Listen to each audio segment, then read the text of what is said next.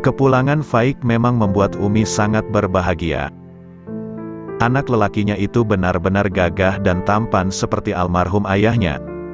Senyumnya memikat, nada bicaranya enak, bacaan Al-Qurannya saat mengimami salat maghrib sangat indah dan enak didengar. Malam itu Umi memanjakan putranya itu dengan memasak menu favoritnya, yaitu nasi tim, semur ayam, dan sambal ikan tenggiri. Faik makan dengan lahapnya seperti seorang pengungsi yang belum makan selama 3 hari. Umi tersenyum bangga anaknya menyukai masakannya. Niyala juga tersenyum melihat cara makan kakaknya yang tidak berubah, yaitu langsung dengan tangan kanan, tanpa sendok. Entah kenapa, kalau makan semur ayam pakai sambal ikan tenggiri rasanya tidak mantap kalau tidak langsung dengan tangan, seloroh Faik di sela-sela makannya. Usai makan mereka bertiga menuju ke ruang tamu, meskipun tadi sore sudah berbincang panjang ke sana kemari, dan Faik juga sudah banyak menceritakan pengalamannya yang mengasyikkan, tapi Umi dan Niyala masih ingin mendengarkan Faik bercerita lagi. Faik pun kembali bercerita, kali ini tentang pengalaman liburannya ke Istanbul, Turki, tentang indahnya Teluk Bosporus, Masjid Hagia Sophia, Universitas Istanbul, Makam Abu Ayyub Al-Ansari, tarian kaum tarekat Jalaluddin Ar-Rumi, dan lain sebagainya. Oh ya lupa, ini Faik belikan jilbab sutra asli dari Turki. Yang hijau muda untuk Niyala, dan yang hijau tua untuk Umi. Niyala menerima jilbab berbatik emas khas Turki itu dengan mata berbinar-binar. Wah, jazakallah, Kak, indah sekali. Niyala langsung memakai jilbab itu menutupi jilbab putihnya. Gimana, Kak, bagus nggak? Wah, anggun sekali, anakku, puji Umi dengan pandangan takjub. Dasar orangnya sudah cantik ditambah dengan jilbab Turki itu, wow luar biasa. Dikau tampak seumpama bidadari turun dari surga, Niyala. Cahaya pesonamu mengalahkan cahaya yang dipantulkan oleh mentari siang hari. Sahut Faik. Wajah Niyala merona mendengar pujian kakak angkatnya itu. Kesukaan kakaknya bercanda dengan nada puitis tidak juga hilang. Namun entah kenapa dia sangat suka dengan pujian-pujian kakaknya yang seperti menggombal itu. Atau mungkin pada dasarnya semua wanita suka dipuji, meskipun dengan sedikit menggombal. Duhai, siapakah gerangan pangeran yang akan menikmati kesejukan cahayamu? Siapakah dia yang akan berbahagia mendapatkan kesucian jiwa ragamu? Duhai alangkah bahagianya dia, sambung Faik dengan senyum mengembang. Umi pun tersenyum melihat pola putranya yang beraksi seperti bintang sinetron kasmaran itu. Namun Niyala mendengarkan pujian terakhir kakaknya itu justru bagaikan disengat kalajengking. Seketika kebahagiaannya pudar, wajahnya pucat, air matanya meleleh. Ia teringat kembali dengan isi surat dari ayahnya, ia teringat dengan Roger yang akan menari-nari kegirangan jika dia sampai mau jadi istrinya. Perubahan wajah dan air mata Niyala ditangkap oleh Faik. Seketika Faik tergagap. Loh Niyala, kenapa? Apakah ada yang salah dengan kata-kata kakak? Apakah gurauan kakak menyinggung perasaanmu? Tanyanya pelan. Niyala mengusap air mata dengan punggung tangannya. Ia mencoba tersenyum. Tidak Kak, Niyala tidak apa-apa. Niyala tidak tersinggung. Niyala justru bahagia sekali dengan pujian yang kakak berikan. Sangat bahagia sampai Niyala menangis.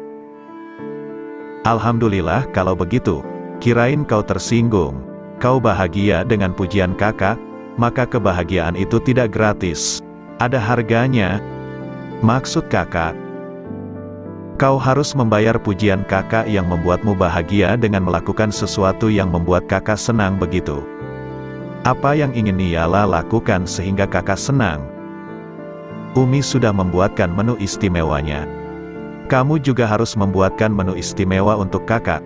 Kau tahu kan, sudah 3 tahun kakak tidak merasakan nasi goreng spesial buatanmu. kakak ingin besok pagi sarapan dengan nasi goreng spesial buatanmu. Gimana? Oh itu, beres, bos, jangan khawatir. Mereka terus berbincang dan bercanda sampai larut malam. Malam itu Umi dan Niyala menerima oleh-oleh cukup banyak dari Faik. Ada tas tangan yang bagus yang sempat ia beli di Paris, leontin kristal dari Italia, jilbab Turki, cincin cantik, sandal kulit warna putih gading yang modis, dan kebaya khas Malaysia. Selain itu, Faik membelikan sebuah gaun pengantin khas Turki yang sangat indah untuk Niyala. Ini kakak belikan spesial untukmu, Dik, untuk kau pakai suatu saat nanti, saat kau jadi pengantin, kata Faik dengan tersenyum. Wow, indah sekali, Kak, rapat menutup aurat dan islami. Kakak sepertinya tahu saja seleraku. Terus untuk calon istri kakak mana? Tanya Niyala. Jangan khawatir, kakak sudah mempersiapkan gaun pengantin yang tak kalah indahnya. Umi tersenyum bahagia mendengar dialog itu. Dua anaknya memang telah dewasa dan sudah saatnya menikah. Niyala merasa sangat bahagia menerima hadiah dari kakaknya itu. Karena ternyata, kemanapun Faik pergi tidak pernah melupakan Umi dan dirinya. Tiba-tiba telepon berdering. Faik yang paling dekat langsung mengangkatnya. Halo, ya? Waalaikumsalam. Oh, Mas Herman? Di mana sekarang Mas? Oh ya, Ba'da subuh, ya. Tapi agak siang dikit nggak apa-apa Mas ya, saya jemput jam 8 lah, insya Allah. Waalaikumsalam. Mendengar suara Faik menjawab telepon itu, wajah Niyala langsung pucat. Herman itu pasti kakaknya, dan dia menelpon minta dijemput. Ia merasa detik-detik kematiannya semakin dekat. Siapa Faik? Tanya Umi. Masya Allah Mi, kebahagiaan kita rasanya memang lengkap. Ini Pak Rusli, ayahnya Niyala dan Herman kakaknya mau datang. Mereka tadi menelpon dari Bakauheni. Nanti subuh mereka insya Allah akan sampai di Pulau Gadung. Mereka lupa caranya ke rumah kita ini, jadi minta dijemput. Saya bilang, insya Allah jam 8 sampai di Pulau Gadung. Kalau begitu memang itu yang kuharap. Aku ingin Pak Rusli Hasibuan menyaksikan putrinya di wisuda jadi dokter. Kalau begitu kita istirahat dulu. Sudah larut, tukas Umi sambil bangkit dari duduknya. Lah, aku tidur di mana dong? Kamarku jadi kelas. Masak aku harus tidur di kelas, Bu Guru harus bertanggung jawab dong. Rajuk Faik pada Niyala yang sedang bergulat dengan rasa sedihnya. Niyala menundukkan kepala seolah tidak mendengar gurauan Faik.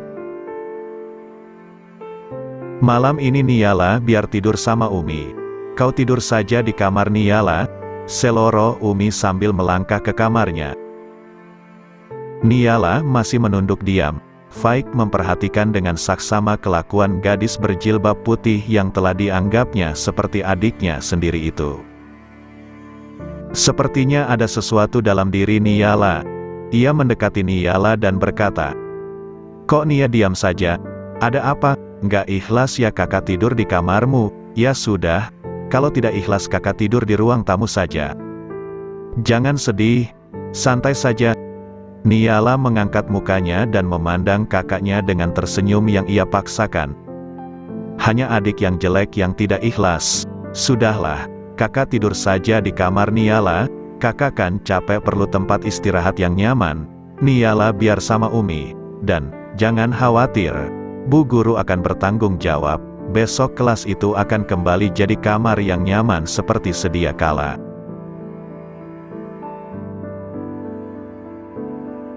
Jam dinding menunjukkan pukul 12:30 malam.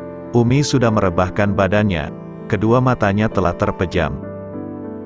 Niyala rebah di sampingnya, namun matanya tidak mau dipejamkan sedikit pun jua. Sementara Faik memasang jam beker lalu rebah di kamar Niyala dan langsung terlelap. Air mata Niyala terus mengalir membasahi kedua pipinya.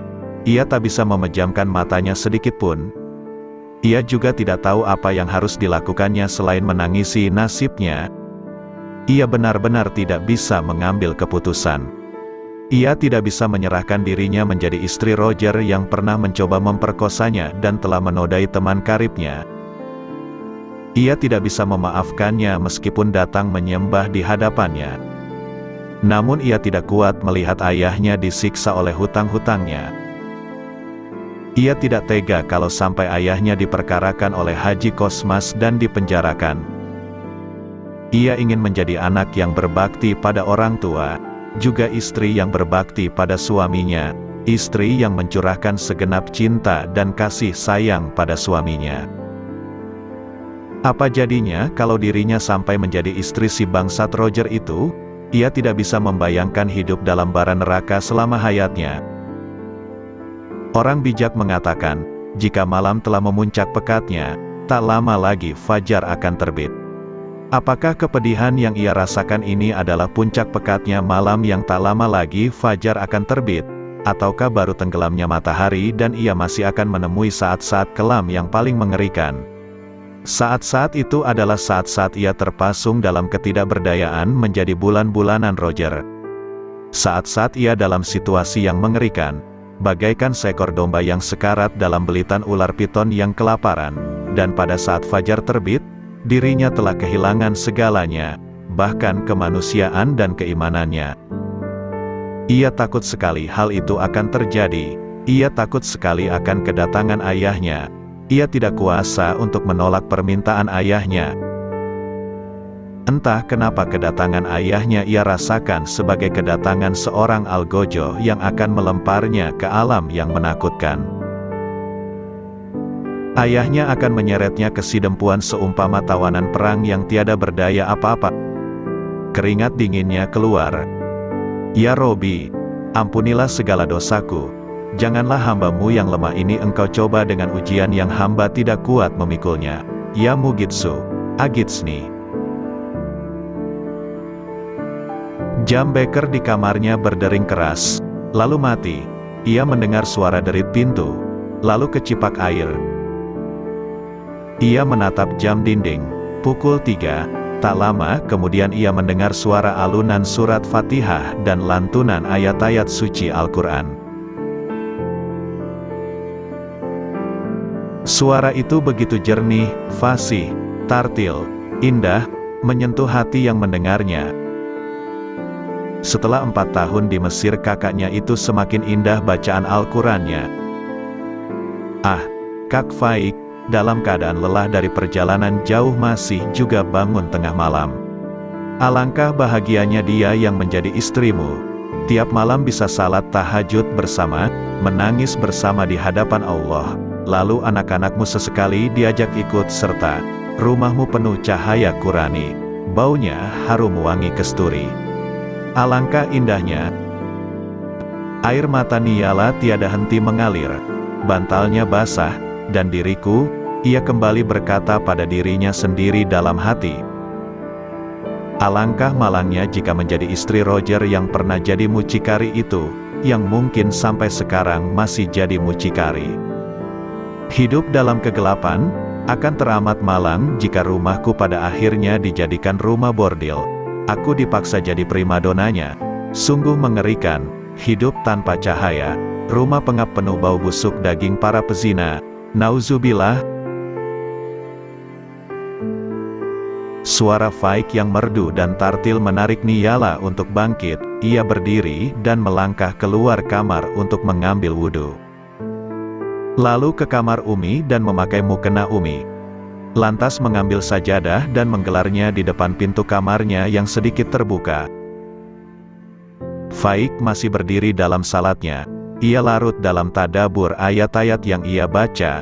Ia sama sekali tidak tahu bahwa di luar kamar Niyala ikut makmum dan menyimak bacaannya dengan penuh khusyuk.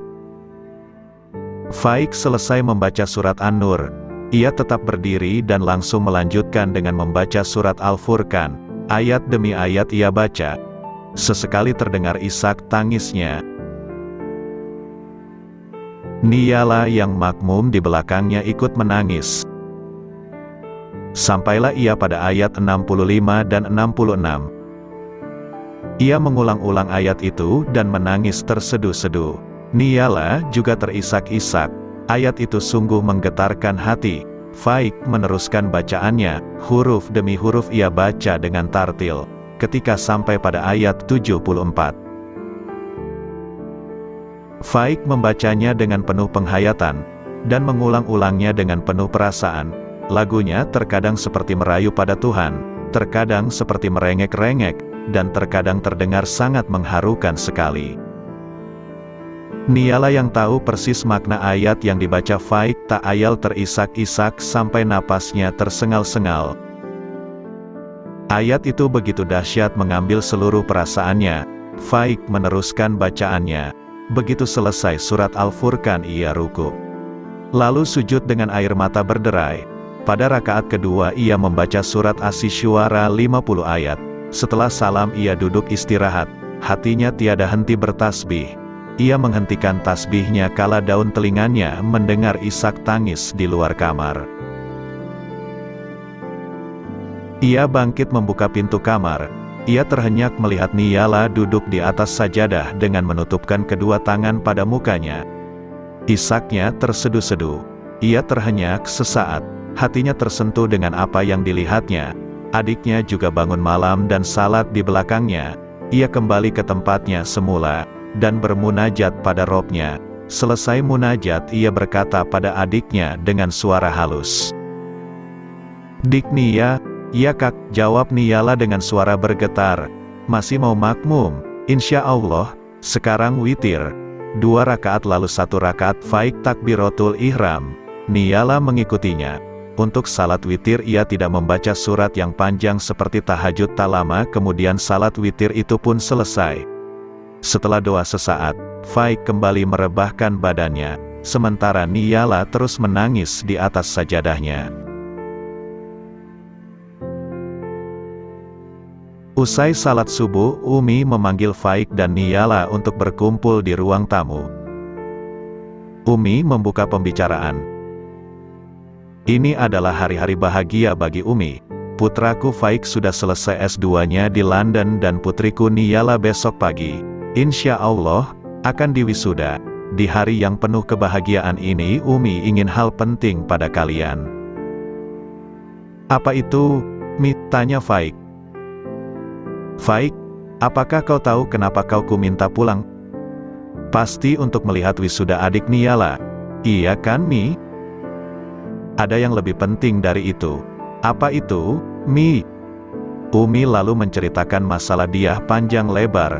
Setelah dianggap jelas, Umi bertanya, "Bagaimana pendapatmu, anakku? Apakah kau bisa menerima dia sebagai pendampingmu?" Faik terdiam sesaat lalu dengan menundukkan kepala dia menjawab, "Ananda ikut Umi. Jika menurut Umi baik maka menurut Ananda juga baik. Yang paling penting bagi Ananda adalah ridho Umi." Umi meneteskan air mata. "Aku bahagia sekali mendengar jawabanmu, anakku. 3 hari lagi Tante Astrid dan dia akan dolan kemari. Untuk selanjutnya nanti bisa dibicarakan bersama dengan lebih matang. Yang kedua ini masalah Niyala." "Ada apa dengan aku, Umi?" Niyala sedikit kaget.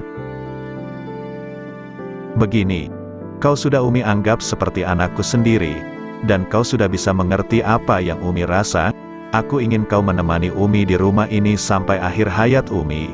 Kau nanti buka praktek di rumah ini, kaulah yang Umi harap merawat hari tua Umi. Apakah kau mau, Niyala?" Niyala terhenyak. "Insya Allah, jika Allah menghendaki dan jika Kak Faik mengizinkan." "Bagaimana, Faik? Rumah dan tanah sepetak ini memang hakmu. Kaulah ahli waris ayahmu. Jika nanti ini ditempati Niyala bagaimana? Apakah kau ikhlas?" "Aduh Umi, sudahlah. Pokoknya apa yang paling baik menurut Umi, yang paling membahagiakan Umi, Ananda akan patuhi dan Ananda penuhi. Ananda ikhlas lahir batin. Niyala bukan orang lain lagi." "Alhamdulillah, kalau begitu masalahnya selesai." Setelah itu Niala ke dapur untuk membuat nasi goreng, sementara Faik mengotak-atik laptopnya. Tak lama kemudian sarapan siap, mereka bertiga menyantapnya dengan santai. Berulang kali Faik memuji kehebatan Niala membuat nasi goreng. Ia sampai tambah 3 kali. Hati Niala senang melihat kakaknya makan masakannya dengan begitu rakusnya. Usai sarapan, Faik dan Niala meluncur dengan naik taksi ke Pulau Gadung. Selama perjalanan ke Pulau Gadung, Niala tidak bisa menahan tangisnya. Mukanya tampak begitu pucat dan sedih. Sebelum sampai di Pulau Gadung, Niala mengajak Faik turun. Faik pun menurut dengan perasaan bingung. Apa sebenarnya yang terjadi pada Niala? Firasatnya menangkap sesuatu telah terjadi pada Niala. Dan tangisnya bukan tangis bahagia. Niala, kakak merasa kau sedang menyimpan masalah yang kau tidak kuat menanggungnya. Kau telah menyembunyikan sesuatu dari kakak. Kau menangis sedih tapi kau tidak mau mengakuinya. Niala diam. Ia sesenggukan. Ia tidak tahu harus berbuat apa dan harus berkata apa pada orang yang telah ia anggap sebagai kakaknya. Kalau kau masih menganggap kakak sebagai orang lain, ya pendamlah masalahmu itu. Karena kau tidak lagi percaya bahwa kakak bisa membantumu, atau setidaknya meringankan bebanmu. Kakak ingin kau bahagia dan tidak sedih, sebab Umi sangat ingin kau bahagia. Tapi kalau kau tidak memberikan kesempatan pada kakak untuk membantumu, kakak bisa berbuat apa? Kata-kata Faik mulai masuk ke dalam hati Niala. Gadis berjilbab biru pun merasa tidak sanggup lagi menanggung beban pikiran ini sendirian. Akhirnya ia buka suara. Niala punya masalah serius dan Niala tidak kuasa lagi menanggungnya. Niala juga belum menemukan jalan keluarnya yang tepat. Niala sangat sedih sebab ini menyangkut hidup mati Niala. Masalah apakah itu? Apakah Umi benar-benar tidak tahu? Niala tidak ingin Umi tahu. Pengorbanan Umi sudah terlalu besar pada Niala. Niala tidak mau lagi menyusahkan beliau. Apakah kakak boleh tahu masalahnya? Dengan satu syarat. Apa itu? Tidak memberitahukan masalah ini pada Umi. Baiklah. Niala lalu menceritakan perihal surat dari ayahnya secara terperinci. Juga tentang Haji Kosmas dan anak bungsunya Roger. Siapa mereka dan apa yang telah mereka perbuat. Lalu dengan terisak Niala meluapkan segala kecemasan, kekhawatiran, ketakutan, dan kebingungannya. Ia tidak bisa memberi keputusan yang tepat. Ia tidak mau jadi istri Roger, namun juga tidak mau jadi anak durhaka. Faik mendengarkan segala penuturan adiknya dengan mata berkaca-kaca. Adiknya dalam kesulitan yang serius. Selepas salat tahajud tadi malam, terlintas dalam benak Niala sebuah solusi yang mungkin bisa mengatasi masalah ini. Namun ini perlu bantuan kakak, kata Niala. Solusinya bagaimana? Niala sudah menemukan cara untuk mendapatkan uang 80 juta. Namun perlu waktu, dan Niala perlu bantuan kakak untuk menolak lamaran Pak Kosmas itu. Kalau Niala sendiri yang ngomong, Niala tidak sampai hati. Niala minta tolong pada kakak agar bersedia menjelaskan pada ayah, bahwa saya tidak mungkin menikah dengan Roger. Terus kalau ditanya alasannya kenapa bagaimana? Bilang saja Niala sudah punya calon sendiri. Pokoknya dengan bahasa yang sebijaksana mungkin jangan sampai ayah terluka. Juga jelaskan kalau Niala akan mengusahakan pelunasan uang 80 juta itu sebelum tanggal jatuh tempo. Kalau boleh kakak ingin tanya, bagaimana kau akan mendapatkan uang sebanyak itu? Terus terangkat, Niala belum tahu, tapi Niala akan berusaha sekuat tenaga.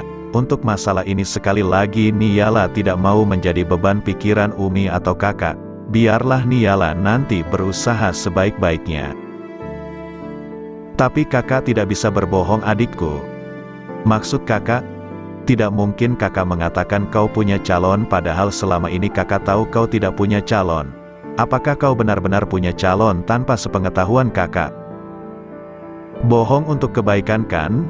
Tidak apa-apa, maaf kakak tidak bisa. Dik. Tolonglah kak, sekali ini.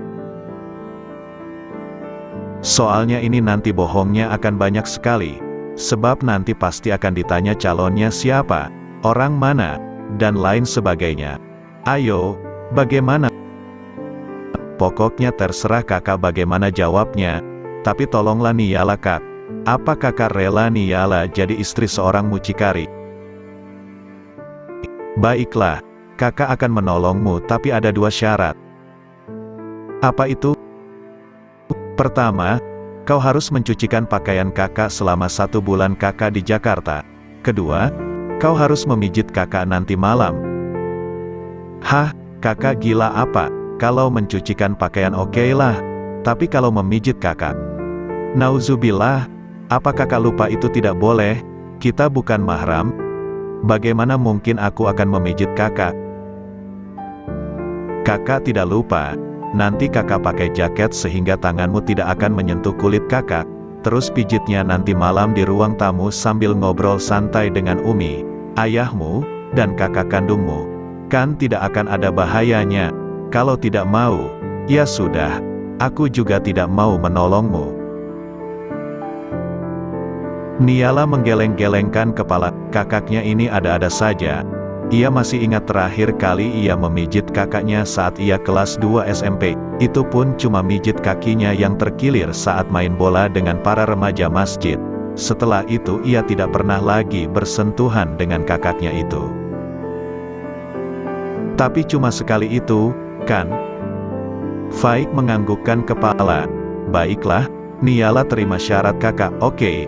Kalau begitu nanti kakak akan atur bahasanya dan lain sebagainya dengan sebaik-baiknya. Sekarang tersenyumlah, jangan sedih begitu.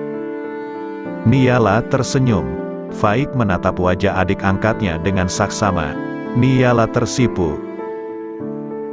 Yuk kita lanjutkan perjalanan. Ayahmu sudah menunggu di masjid terminal.